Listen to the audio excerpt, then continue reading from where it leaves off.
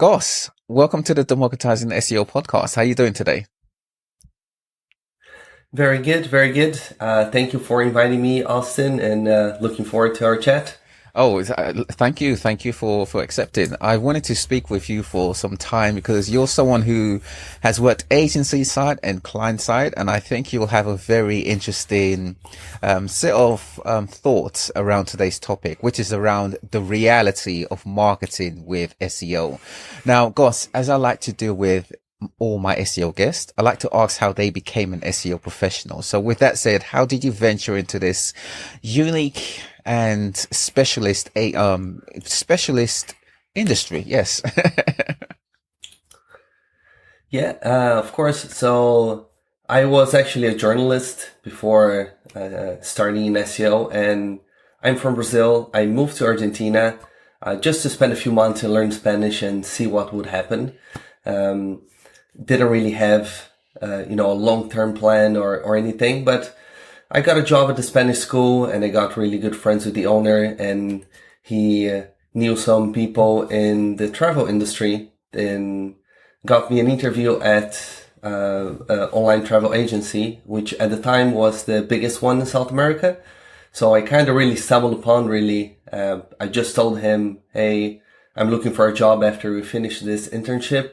If you know anyone, please let me know. And I was already doing a few things in SEO in there, was writing a few blog posts. I was looking for bloggers to do partnerships and promote the school. So it was an interesting early days SEO where things were slightly different and people were just excited to be partners. There was no, I want this amount of money or I need that. It was maybe a more genuine connection that you would build with those places. Yeah. And so, yeah, I was there for a few months and he brought me to play soccer or to play football with this director, and he got me an interview and I got a job. And in my first week, that's when I got the Moz Guide, beginner to SEO. And I was like, okay, this is what I'm doing now.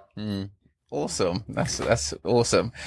Out of the four pillars, on page, off page, technical and data, would you say you lean towards a specific area or are you more of an all-rounder? I think I've been floating through different things, especially when I worked at the agency side. I would have clients and maybe would have more opportunities on the technical side, or clients that needed some basic analytics done. And I feel like I would fall in love with something for a couple of months until I exhausted that project. And then a new client would come in and I would see a new opportunity. So unless there was someone that worked with me or in a project or in the team that was really specialized on something, I would just directly go to that person and get the answers already processed for me. But in many cases that wasn't the case, so I would have to go and explore those things by myself, and I would be 6 months. Everything I would think about was local SEO. How can you track things? How can you use information from GMB at the time, now GBP, and so on? And then after 6 months, I'm like, okay, I am feeling like link building now. How can I do campaigns? How can I find data in this place or that place? So, I would kind of float around whatever I felt the client needed more than what was comfortable for me, if that makes sense. Oh, totally. And I love what you said right there, based on what the client needed, because clients are always at different stages within their SEO journey. As you mentioned, they may, let's say, have a off-page issue, and for a period of 6 months, that's what one focuses on and SEO focuses on.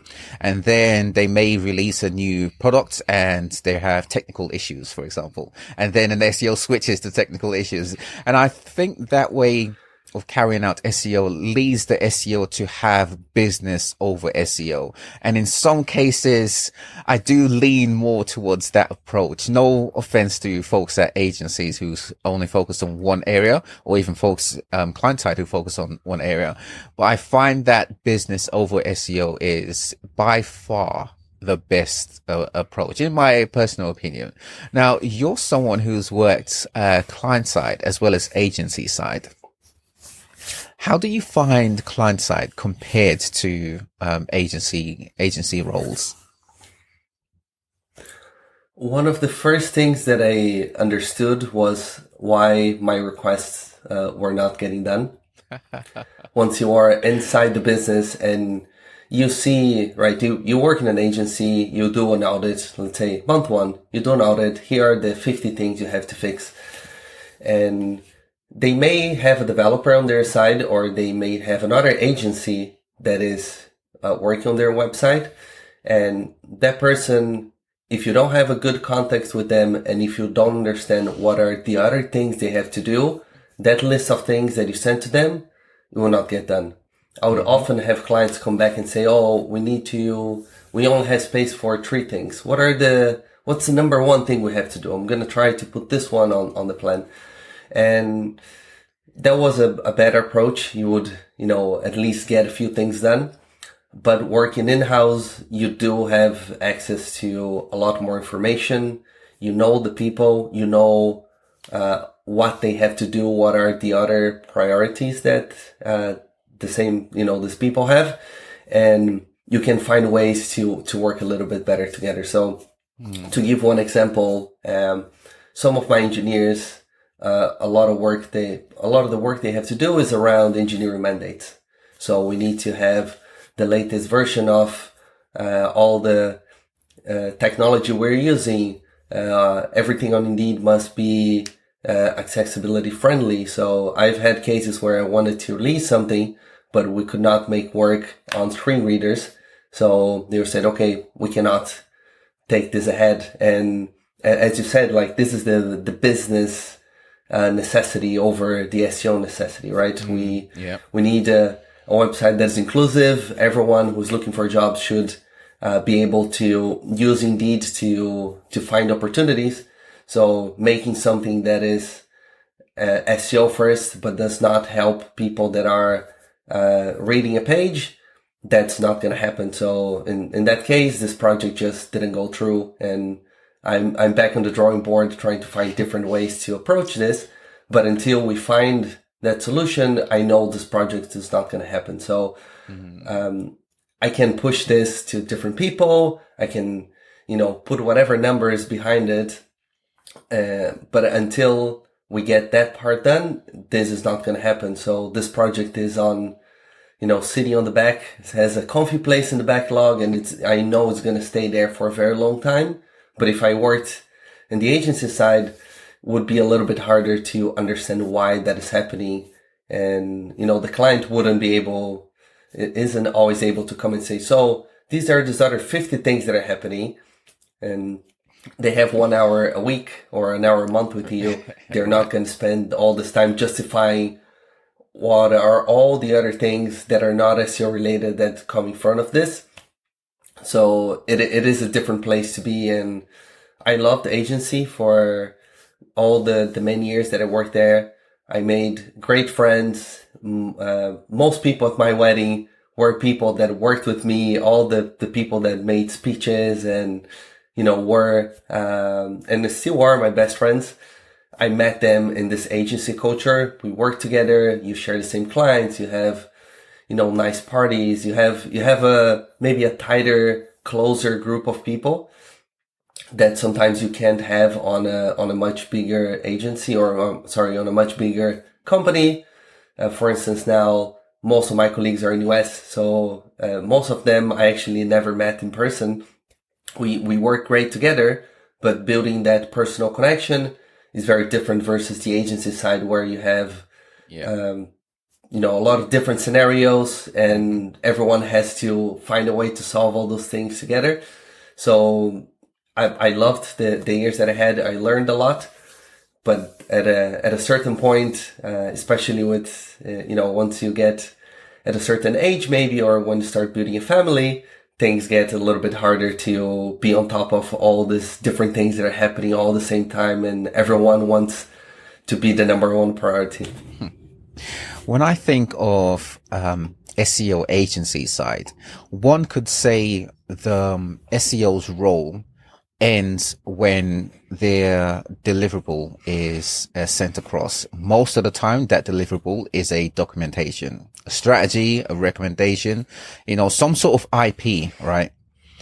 Client side is different. When does SEO end at client side? For me, it ends once I can prove the impact of something we did. So I will start with discovery, or I may start with an audit, or I may just start with a random idea of something that we noticed that has to be improved or could be improved. And you're going to come up with that idea. You're going to come up with a hypothesis. What's going to happen if we fix this? Or what do we believe is going to happen, right? Because sometimes it doesn't work the way we want. Yeah. Google doesn't share algorithm secrets. And to some extent, it does make sense because anything that we know as SEOs, we tend to abuse it. So it's important for Google to not share everything debatable there, where they lie or don't lie, or just refrain from saying things or how they frame things. But look, that's the way it is. Yeah. But until I can actually have that idea, have an hypothesis, prove that hypothesis is correct, and show the results from it, that those are all the steps that I have to go through. So until I can prove that that specific thing that I worked on is the cause of certain increase in traffic or a certain increase of people applying for jobs, my job's not done. You have an interesting title, SEO Product Manager. And there was a time when SEO's client side, the roles used to pretty much follow the same types of roles you have agency side, executive, manager, director, even business director type of roles. But yours is a product manager. What does an SEO product manager do? It's a very interesting question, and I get asked this from time to time. I think, in my experience, the difference between an SEO PM and an SEO manager is how it's a lot of the mentality that we have it. So I'm working on something now, and I will start that with a PRD, product requirements document. So I'm going to write the background about that. What has to be done? What do I think the impact is going to be? How are we going to measure that? Who are the people involved, the different teams, and so on. So a lot of the work is a pre-work before you execute something. Mm-hmm. And until I can actually prove the impact of that specific thing, my work's not done. So we do borrow a lot of things from product teams. So I'm going to do SEO A/B tests. I'm going to release this to only a percentage of users to see if it's working the way we intended before we roll out to everyone.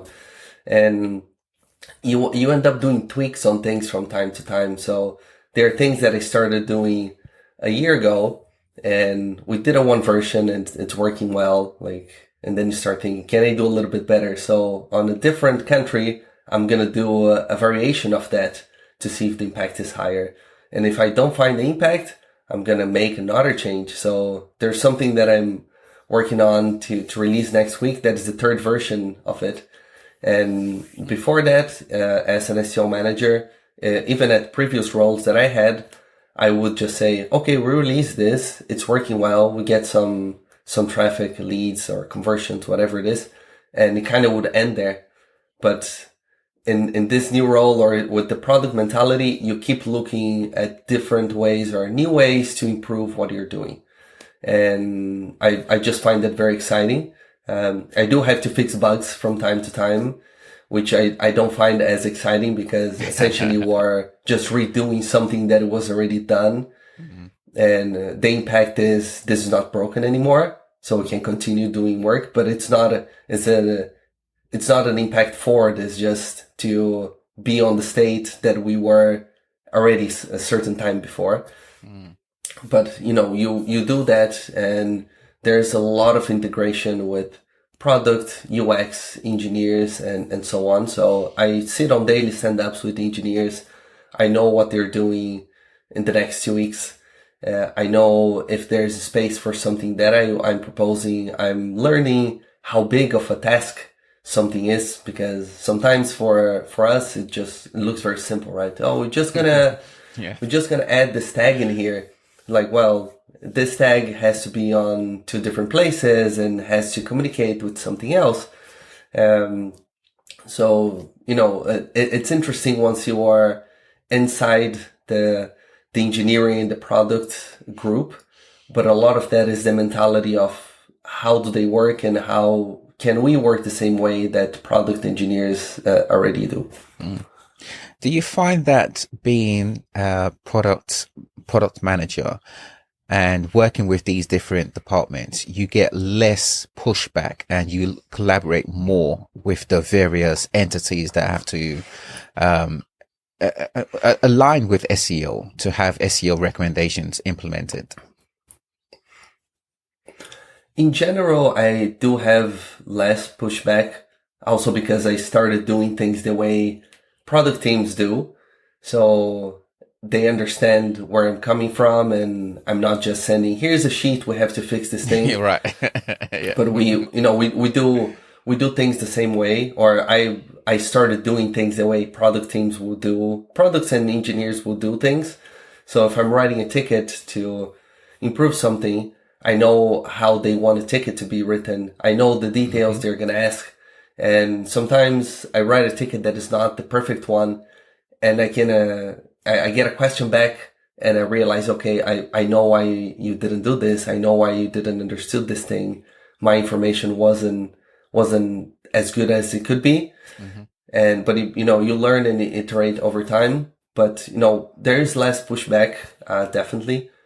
But I do find important as well when there's some pushback, right? So every time when I have a new idea, I write a new PRD, I pass that through my manager, who's an SEO as well. And okay, he has a couple of questions. And once you get to more product people, they'll have a lot more questions, product and engineers. And it's important that they have those questions first, because they read the document, they are taking it seriously. And once you actually get to address those questions, quite often they are relevant questions or things that I didn't consider, or problems that you might have, or sometimes even integrations on things that are already being done, which we probably can. I'm going to save that answer for a different question, but yes, I do have less pushback, and pushbacks are important to a certain extent to help you make something better. If you were to put it down to something, right, what would you say that something is that influences a non-SEO person, or even an entire department, to want to work with SEO? I think for me is showing how far you can go with something, with a specific initiative.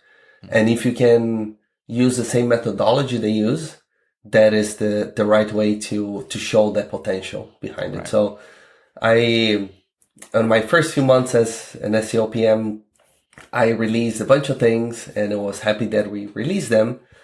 And I would say I would compare before and after. And a product director at the time would come back to me and say, well, but how do we know that this is happening because of the things that you did? Maybe it happened because of other things we did, right? We have tons of people working on this product. There's, new pages coming up every day. How do we know that this is because of what the work you did? And like a sad dog, I put my tail between the legs and I walked back to my office, a bit disappointed about the answer that I heard. But talking with my manager, he said, well, we should talk with marketing science and do what we call the causal impact analysis. And I'm not a data scientist, but more or less the way this works is it's what people call an SEO A/B test as well. We're going to find a group of pages that passed through a treatment, and you're going to find an equivalent group of pages that did not have any treatment. And by equivalent, I mean they were performing the same amount of traffic in the last 6 months or a year, or, as far as you can go. And the difference between those two groups after you release the intervention, that growth in between those two, ideally the group that you made the changes growing more than the other group, that's the impact that you had. So once I can put those numbers and say, we got a 10% increase in total traffic for this product or this country because of this thing, then I get a lot of buy-in. Then there's no questioning about why we did this or how much we spent, because they can look at the numbers, and that's going to be the final benchmark, right? That's a methodology that everyone uses, that everyone can trust. So it's not a creative solution that you say, oh, look, if we just look at the last 2 months and only on the pages that are this type, that had this, you can, I think sometimes in SEO you can find wins if you filter things in a certain way. And it doesn't mean that they're not correct. But using a methodology that everyone agrees with, methodology, source of data, and so on, then you're going to take a lot of that pushback or questioning out of the way, because everyone understands how it's being measured, and you can move forward a lot quicker. So let's say a product feature with everyone working on it, every department working on it, is deemed a success, right? Because of the bottom line. Who is credited for it, or how is that credit shared across the different departments? Yeah, I believe that's a very good question. It's not easy to answer. I think causal impact is the way we're going to do it. So even if the credit will go through different people or different teams, we are still using the same methodology. So even if it's something was released because of SEO, I do try to give credit to everybody involved, right? Because as a PM, you have a vision or you have an idea and you have a plan for that idea, but you don't write a line of code. You have a bunch of engineers that are actually doing a lot of that heavy lifting. Exactly. And you are managing what they're doing, if they're doing the way you envisioned, or perhaps they found a better way to do it, or if they found a shortcut that does not address the main problem. You have to stay there around managing all of those things around and keep fighting for the things that you want to release. But you do share the credit with everyone. So if UX was involved, if I borrow something that UX did to release a new feature, I can take the credit for that feature, but I will do and say this only happened because of the work that this person did 6 months ago. And maybe everybody forgot about that work already. Maybe it didn't go, maybe that first project that was done by someone else didn't work all the way we hoped. But we could still use some of that for a different win, which is, I find it fascinating. Once you start talking with people from different teams, you do discover there's a lot of crossover happening. And I think every couple of months I do borrow a work that someone did from start to end and put that into my work. And maybe that's like 40% of the work already done.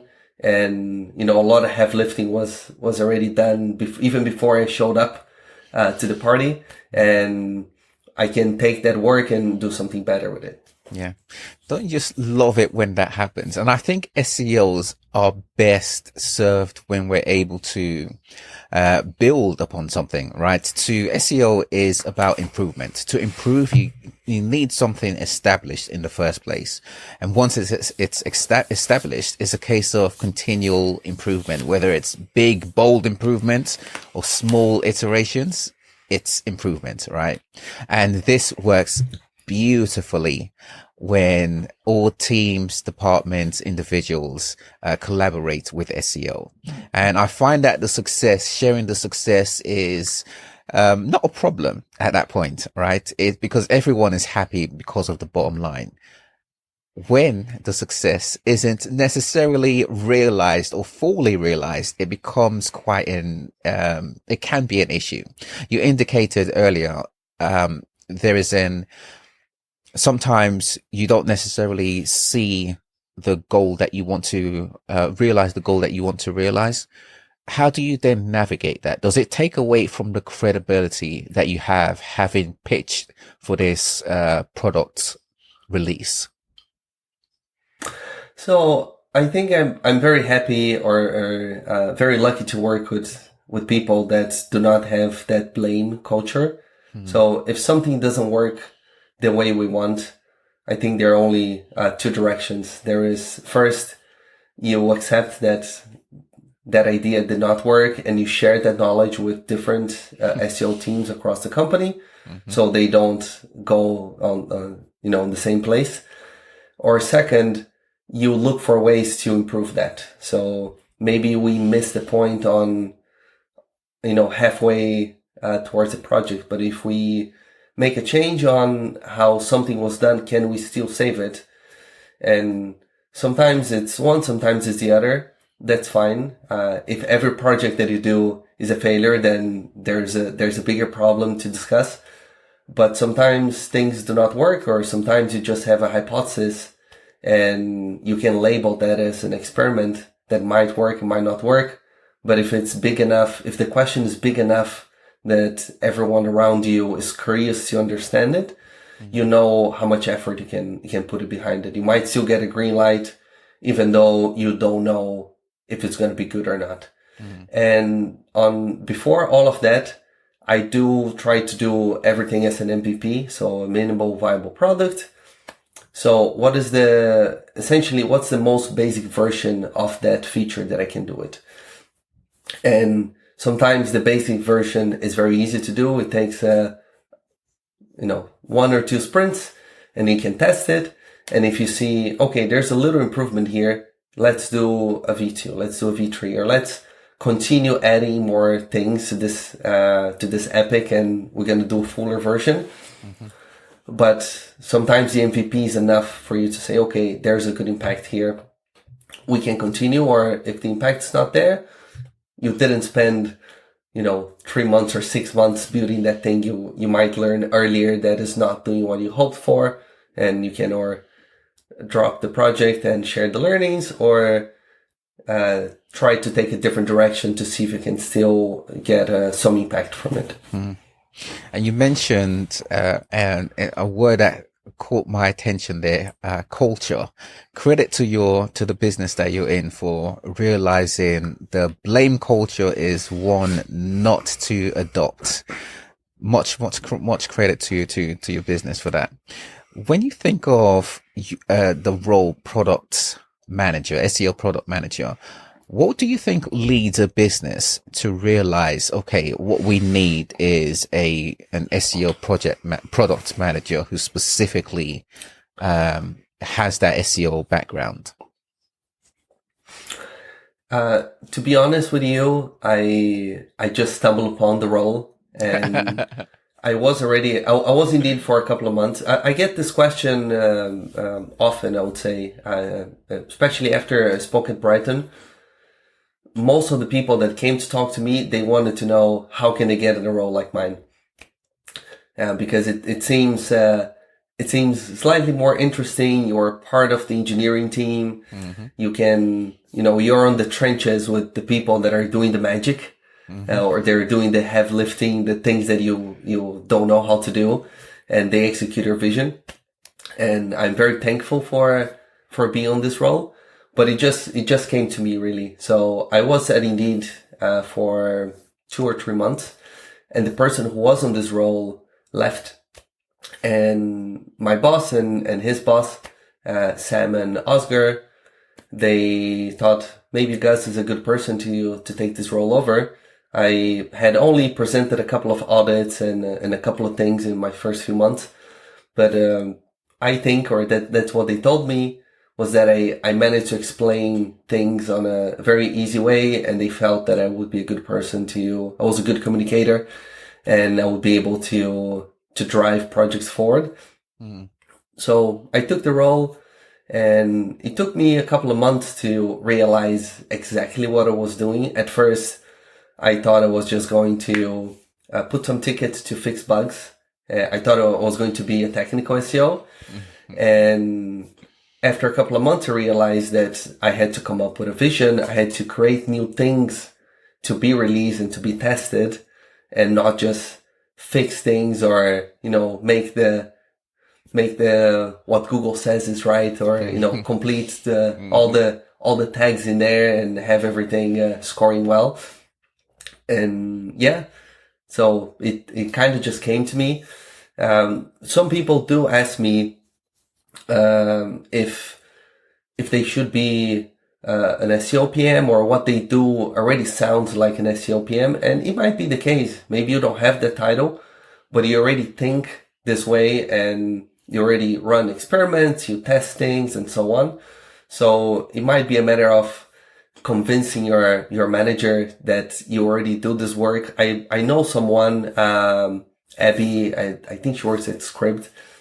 Should be a great guest, by the way. She actually got the title as she convinced her manager. She was already doing that work. So, it's possible. Yeah, totally. And I think folks who are client side specifically, because they see the issues, right, that SEO has, and most of it will come down to SEOs working with the various teams, departments to implement a strategy or a recommendation. The implementation, I don't think people realize how much of a big impact implementation is within SEO. I mean, to me, it's the difference maker between being successful and struggling to find that success one wants within the SERPs. When you think before the point where a business sees SEO success, right? What do you think are the signals that they should be considering in terms of the channel performing well, or at least aligned with performing to reach that very end goal of revenue? Yeah, I think there are a lot of early signs depending on the project that you're working on. So it could be that those pages are getting more bot visits. So that doesn't translate into business at all, but it could be an early sign that the new links that you put on those pages are actually being visited by Google.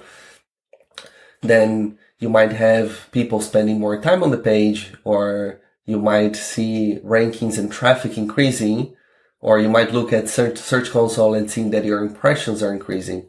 You're not getting the traffic yet, but Google is giving a bit more tries to your pages, showing to a few more people to see if it helps what the users are looking for. So I think there are a lot of different things. People maybe are spending more time on the page, or if you're doing even a traditional SEO A/B test, conversion is increasing a little bit, right? It's not huge. It's not a huge business impact yet, but maybe you keep tweaking that page, and if you see that it's increasing bit by bit, it's a sign that that version is better than the previous one. Mm. So I think there are a lot of different things that you can look before you get into the actual financial part. If your business is about leads, maybe you're getting more qualified leads and so on until you get to the finance part. So there are a lot of little things that you can look at. The final goal is more money, more conversions, or for us, more people applying for jobs. But there are a lot of little things on the way that you can take as a measure and say, okay, it seems we're going the right direction. Mm. As an SEO PM, when you look at websites, can you tell if the business has an effective internal process with their SEO? Sometimes yes.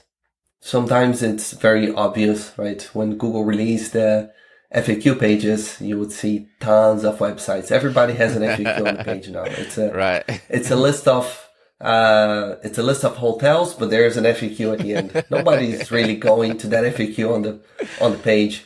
They're testing to see if you can get more SERP space. But if it's something that Google just released and people are applying straight away, you know, okay, they have SEOs behind this that are thinking about this and they want to test it.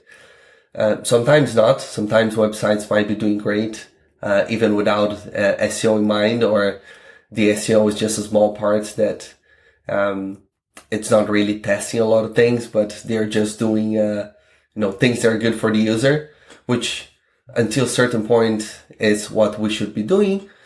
But I think one thing that really changed for me with the product manager mentality was I started seeing features everywhere.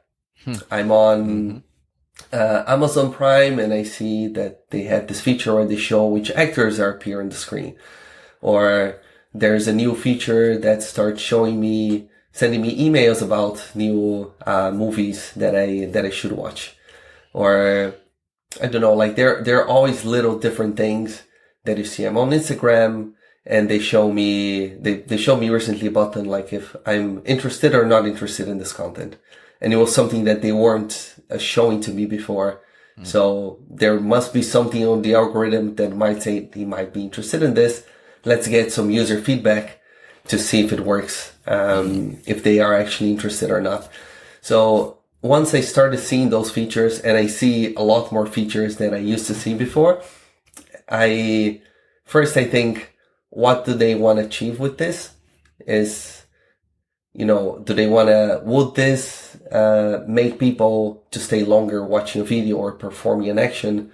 Or would they use this information to build something else? Do they want to just validate if, because I was watching a video, does that mean that I'm actually interested or not? Maybe they have a hypothesis that people sometimes just leave their phone and go do something else, and videos keep playing, but they're not really watching.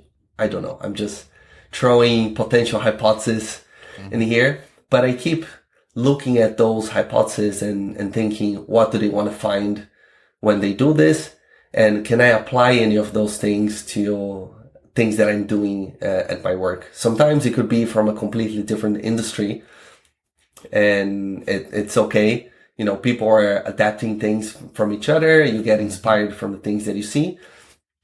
And I just find it fascinating to have that mentality now, that everything must have an objective, and how it's possible to measure this and what you're going to get from this.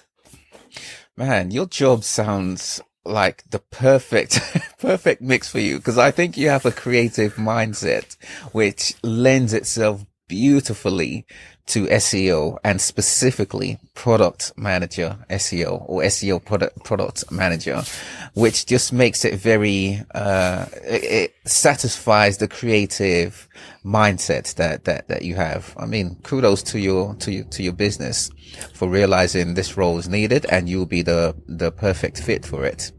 Gus, let's assume this statement is true. The brands who win at SEO are those that have a strong awareness of the channel throughout their business. Why is this statement true? I think that is first a business that.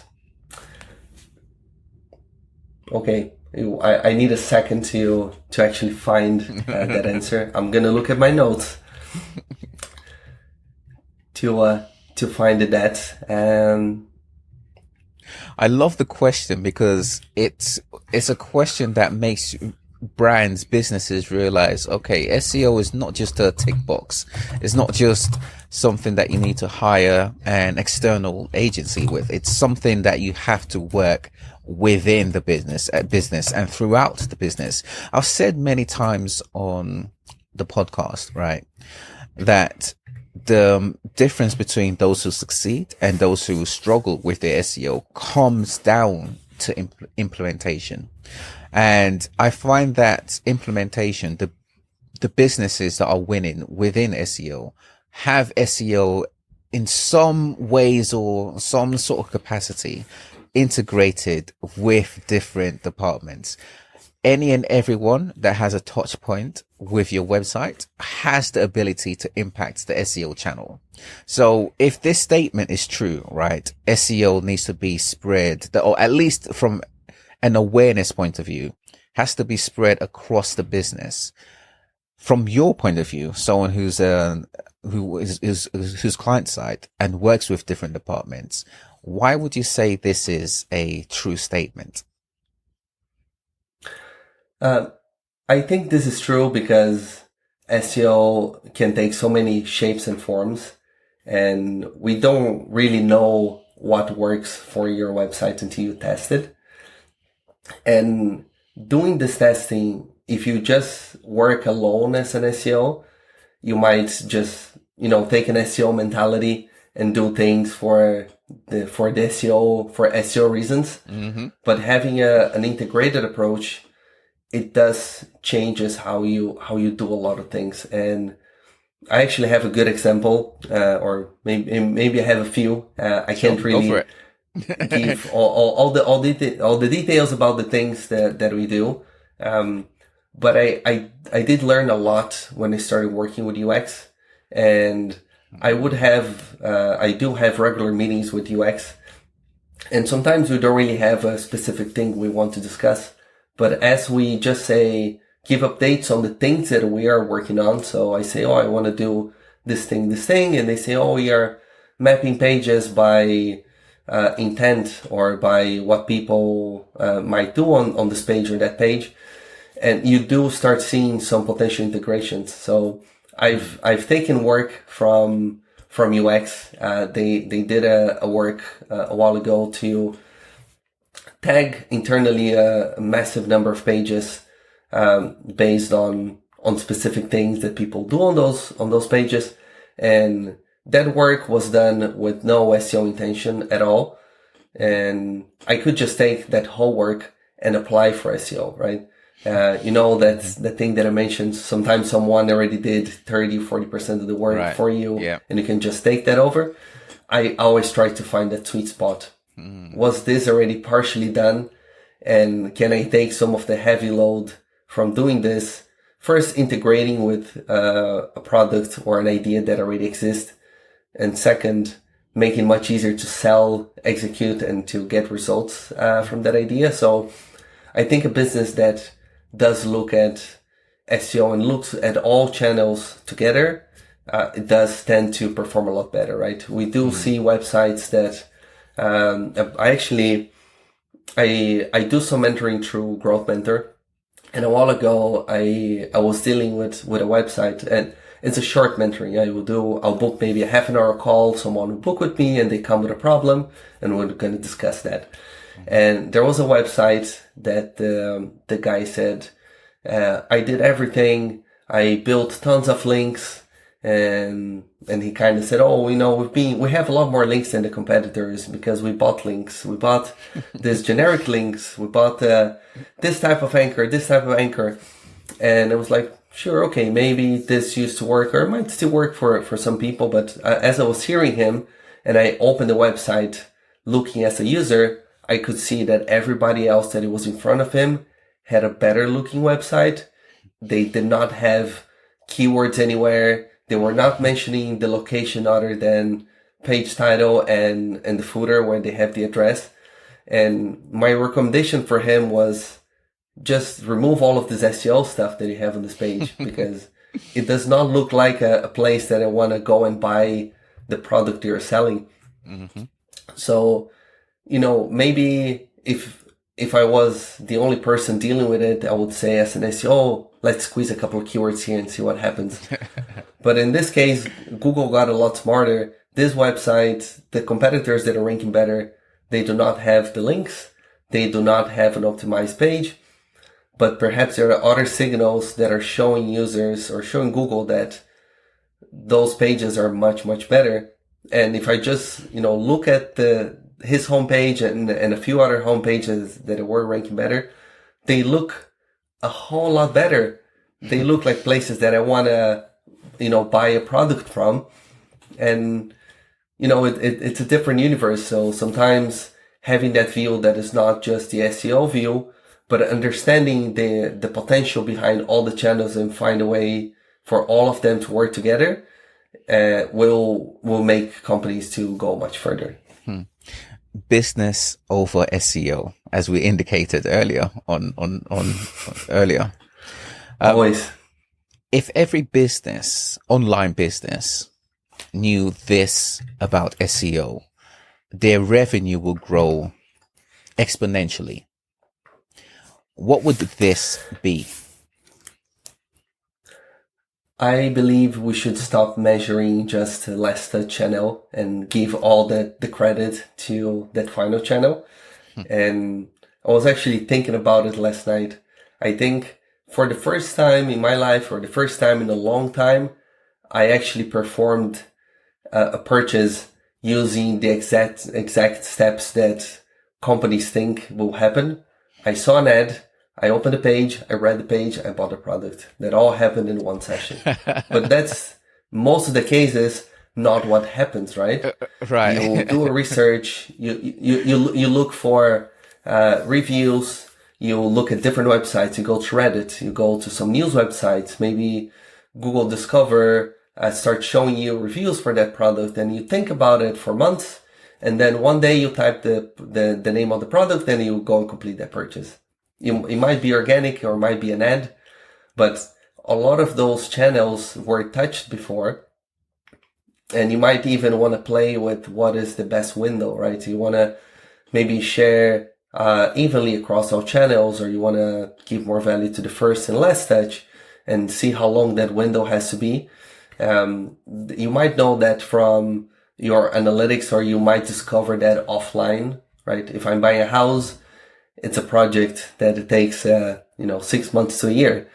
I will look at tons of different houses before I actually make that decision. But if I'm buying, a new earbuds that I'm actually looking to buy now, that's going to be a much shorter, process, because you need one quicker. It's a cheaper purchase. It's a lower risk.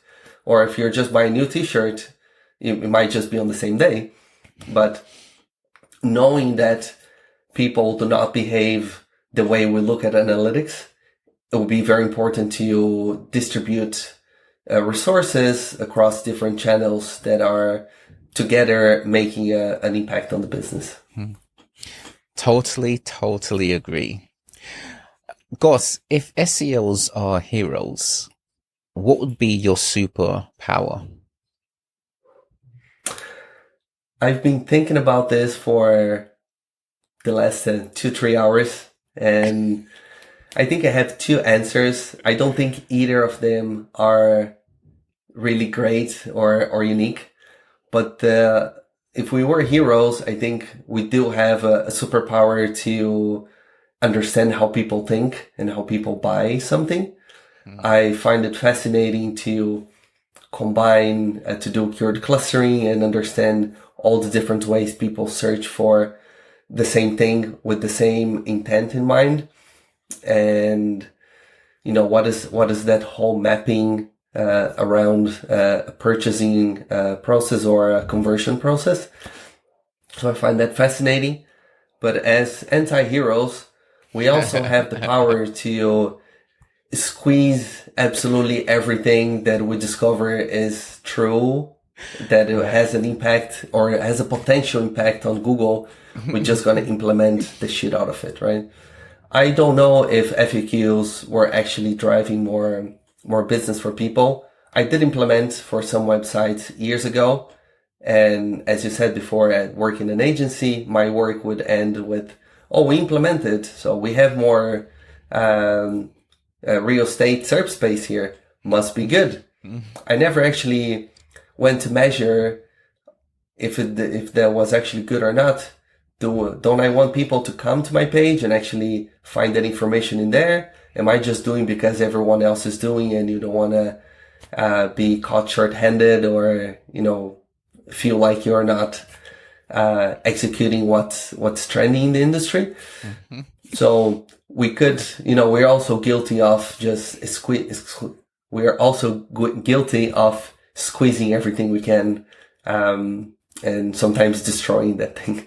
Yeah, I absolutely agree. It's an issue that we SEOs have to reckon with at least one point within our career, because we, if you like, over optimize and we look at SEO from an SEO lens only. And I think when we put business over SEO and keep it that way, we're less prone to do stuff like that. Gus, thank you so much for your time today. Where is the best place online for people to find you and get in touch? Yeah, you can find me on Twitter or X. For me, it's still Twitter, and I think for most people, until they Twitter, change the URL. Until they change the URL, yes, it's still Twitter. It's still Twitter. So I'm on Twitter, I'm on LinkedIn, and I have my website as well, where I publish things from time to time. It's guspelogia.com. And if you are in the UK, if you're going to Brighton SEO next year in April, you can come to my talk. I know it's very far from now, but I'll be speaking there again, and I'm looking forward to it. So if you want to catch me in person and you're not in Ireland, that's the next place I'm going to be. Awesome. I'll have those links in the description so people can get in touch with you. Gus, thank you so much for your time today. It's been a pleasure speaking with you, especially as someone, you have a wonderful creative mind, and I'm sure we can go on for another hour, but I think this is a nice place to end it, for now. I'm sure we'll catch up again, in the near future, Gus. Thank you so much. No, my pleasure. Thank you again for inviting me. If you're watching or listening, do check other episodes from the series as well. And yeah, hopefully we'll meet in person sometime soon, and we'll stay in touch. Sounds good, Gus. Thank you. Have a brilliant day.